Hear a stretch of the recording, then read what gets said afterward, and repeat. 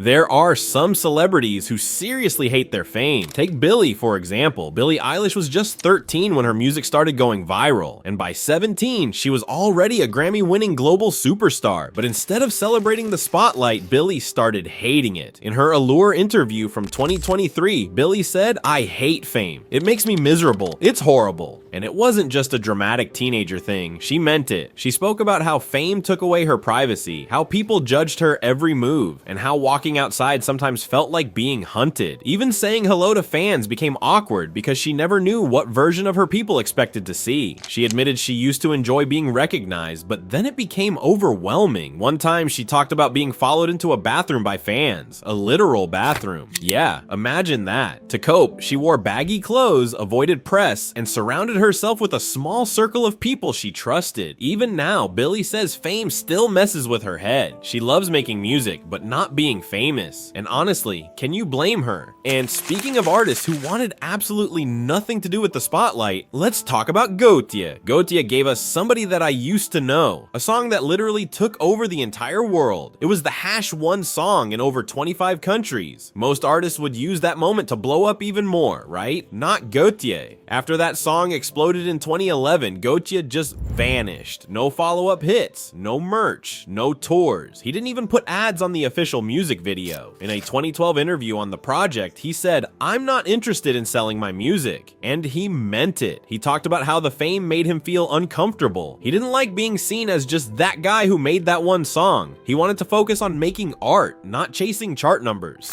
Gautier was more into making experimental music, even using old school recording machines. And when fame tried to turn him into a brand, he stepped away. He said that being constantly in the spotlight wasn't worth it. He didn't want to be famous. He wanted to be free. And that brings us to another artist who also left the biggest band in the world because he just couldn't deal with the fame anymore. Zayn Malik. Zayn Malik was part of One Direction, one of the biggest boy bands in history. Screaming fans, sold out arenas, non-stop interviews. To the outside world, it looked like the dream, but for Zayn, it was a nightmare he wanted to wake up from. In a 2021 Nylon interview, Zayn said, "I'm not trying to chase fame, I just want a normal life." He explained how being in the spotlight all the time gave him anxiety. The pressure to be a perfect pop star, to smile, dance, look happy, felt fake. And Zayn's the type of guy who values peace over popularity. He also admitted he never liked the attention. Even during the peak of One Direction's fame, he struggled behind the scenes.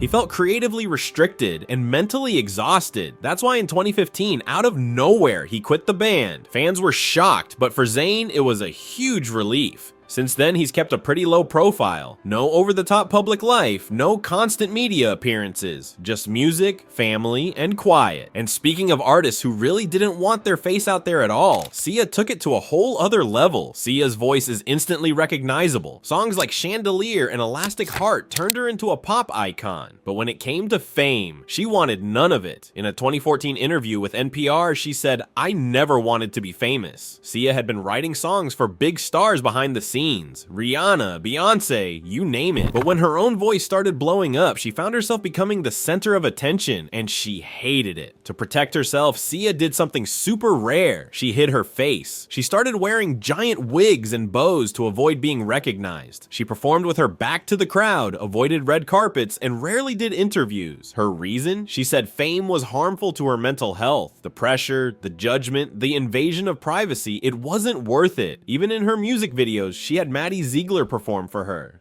Sia stayed out of sight, so the focus stayed on the art, not the artist. Now, from someone who hid their face to someone who basically mocked fame itself, let's talk about Joaquin Phoenix. Joaquin Phoenix isn't just a brilliant actor, he's also one of the most unpredictable people in Hollywood. And he's never been shy about how much he dislikes fame. In a 2009 interview with Interview Magazine, Joaquin straight up said, "Fame is bullshit." He talked about how being famous feels fake, like people are treating you like a product. He didn't want to play that game, so what did he do? He faked a public breakdown. Yep, for over a year, Joaquin acted like he was quitting acting to become a rapper. He grew a wild beard, gave bizarre interviews, and made everyone think he'd completely lost it. But it was all part of a documentary called I'm Still Here, where he was basically trolling the fame machine. Even after winning an Oscar for Joker, he kept things low-key. No victory tours, no big parties. He avoids social media, doesn't care about red carpets, and rarely opens up up to press. Now, Joaquin chose to mock fame, but the next guy, he just quietly walked away and never looked back. Let's talk about Rick Moranis. Rick Moranis was everywhere in the 80s and 90s.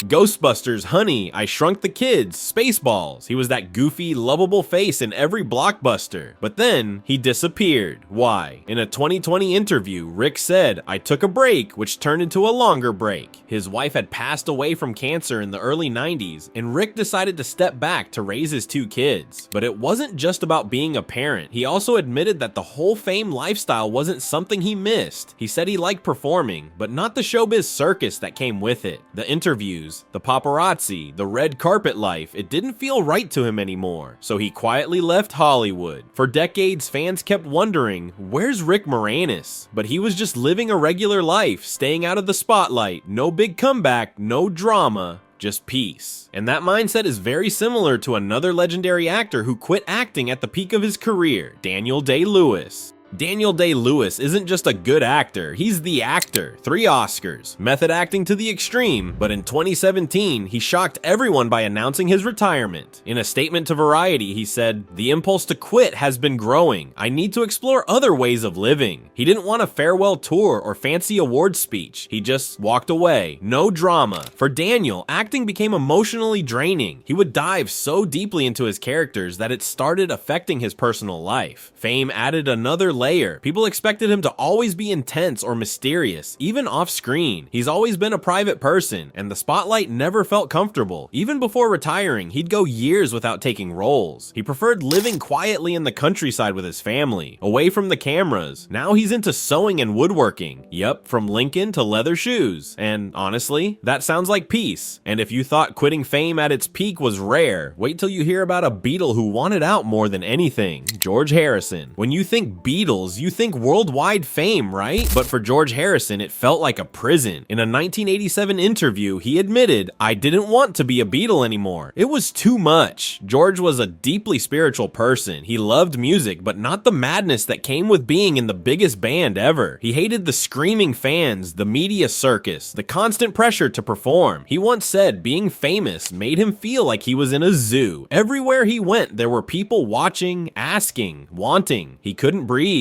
After the Beatles broke up, George went solo and finally found his peace. He spent most of his time gardening, meditating, and doing charity work. He stayed away from the spotlight, and that's how he liked it. He wasn't bitter, just tired, and all he really wanted was a quiet life with a guitar in hand and no flashbulbs in his face.